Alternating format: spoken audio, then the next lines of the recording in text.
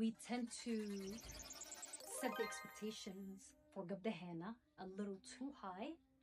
compared to wiilashena. As a only child and a firstborn and a daughter, I think we tend to set the expectations for gabdahena a little too high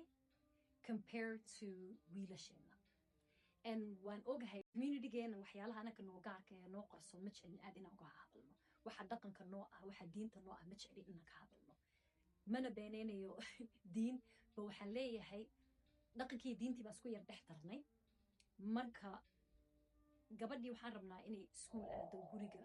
joogto cunto kariso clean garayso shaqana aado laakiin waxaa laga yaabaa